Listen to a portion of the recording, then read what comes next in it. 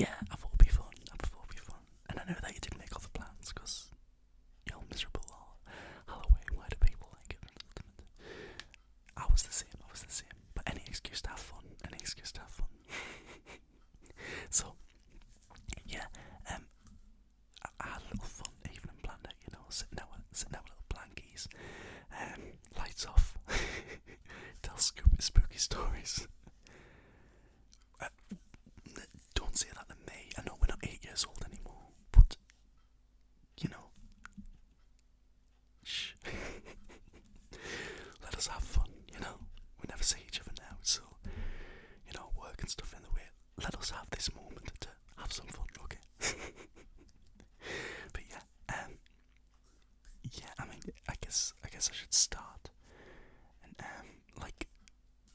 do you know about the story of me and Stooks when we played Randall Nautica? Oh, did I not tell you? Oh, see, perfect story for the occasion. I mean, it's not very Halloweeny story, but it was spooky and it was pretty worrying at the same time. But true story as well. So basically, there was one night me and Stooks go out in the car and play Randall Nautica and just find cursed stuff. Well, yeah, we done that one night, and well, we went out and we set the intention. I think, if I remember, the intention was, I think it might have been something severely fucked. Actually, it might have actually been that. Apparently, asking an app that gives you what you ask for, asking it for that isn't a great idea. Anyways, so it took us to this place where it was a weird sort of it's hard to explain. It was it looked to me like rows of garages, but it said on the sign Smart City or something. It was really weird, and that's the only one I've ever seen in the area. So anyways, we got there. I parked on the double yellows because it was 12 o'clock at night or whatever. And then, it's funny enough, actually, it was about a year ago, September, just after I saw Schneider in, and we walked across, and the point was in the river behind the garages. So it was through the trees and stuff. So we go through this pretty weird and eerie, sort of creepy place. And I don't know, the vibe was off. It wasn't great. And we got to the back where these rows of carriages were, and there was a big fence around it. So we tried to look for to get through the fence. So we get this point on the map that Randall Nautica gave us. And 1 minute, I'm trying not to cough. I'm ill again, sorry guys. But yeah, we're looking behind the behind the fence to see if we can get any way to get through. And while we're there, looking around, we shone the torch into this corner, and next to us were just on the ground like that, right near us. Now me and Stooks is not the people that get scared, but we just started sprinting back to this car. We were absolutely terrified. It was weird. It sounded like it was in the ear. The noise was that close, and there was nothing there. It was really, really scary. So yeah, we both get back in the car, and we're just what the fuck just happened there? Because and we always said we're not the people to run, but that really got us. So then after that, we obviously drove away in semi-panic. But we then later on was just driving around, and we pull up, and the last location we'd done was that one. And I get a phone call, and it was off my friend Caitlin, and she was crying down the phone that Devon had went missing. Now, that was really creepy phone call to get after what just happened there. So it really felt like it was linked to that. We can't prove it. Devon was missing, and we I was driving around. He was at a music festival with them, but they got split up in this I don't know, there was people causing trouble, and then they were getting split up from each other, and they couldn't find Devon.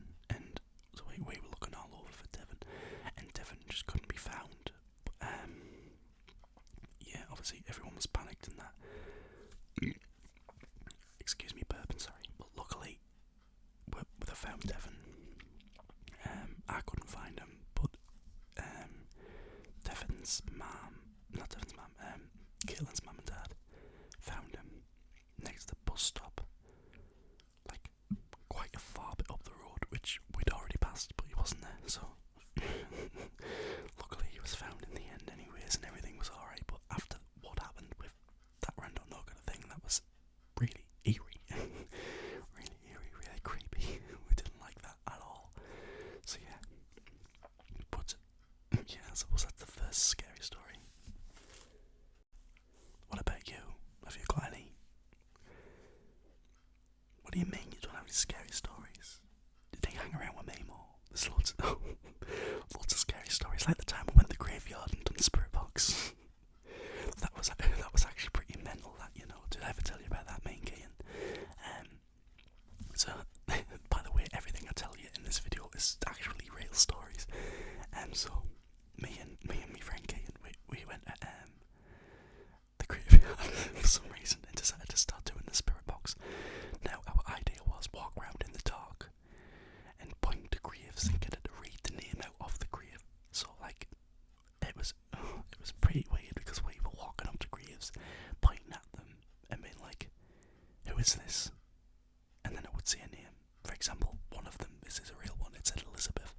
So then we turned the torch on, shone on the grave, and that was Elizabeth. It kept doing that over and over again, and it was pretty eerie. The next time we went back to do it, we went in Caitlin's car, and that was actually really scary as well. We went in Caitlin's car, and it was parked on a bank, and we were like doing that with the graves, and the box just randomly said car, right? It literally said car. So obviously we turned around, looked at the car, and the car was rolling backwards down the hill. Because the handbrake, it must have just failed or something, I don't know. It was on, I don't know why the car was rolling back down the hill, and we wouldn't have noticed if it wasn't for the spirit box saying car, which is pretty mental, to be honest. Pretty weird to think about. Definitely feel like the spirit was looking out for us that day, or it was the spirit pushing the car down bloody hill. Either way, but yeah. I've got too many scary stories, but I don't want to be too scary and keep it light-hearted. You know, this is a fun Halloween. Me and the roommate's fun Halloween. So you can't sleep for 3 weeks. But the other time, it's another random Nolga story actually. It was the first time we ever done it. It was me and my dad, and what did I ask for? I asked for something strange in a strange location. Bourbon again, guys. So I asked for something strange in a strange location, and coming up, right, so we got this destination. It was in a housing estate. So at the time I wasn't driving, so my dad drove us there, and on our way up to the housing estate, my dad says, "I already know what this is," and I was like, "Really, what?"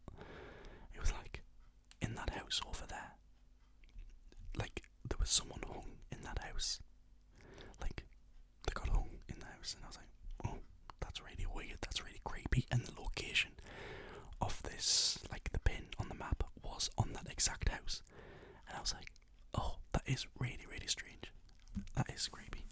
So my dad begins to turn the car around, and as he's turning the car around, I notice in the back lane closest to that house, there's Henry Hoover looking directly at me in the eyes, and I'm like, and I get the shock of my life.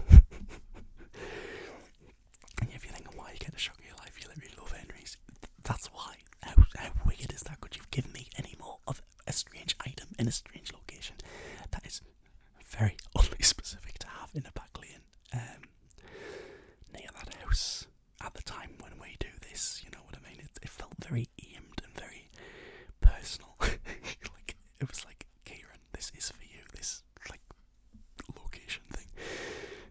It's like, yeah, it resonated. Obviously, Henry is solid. It's like my collection, you know. So yeah, it was really weird, but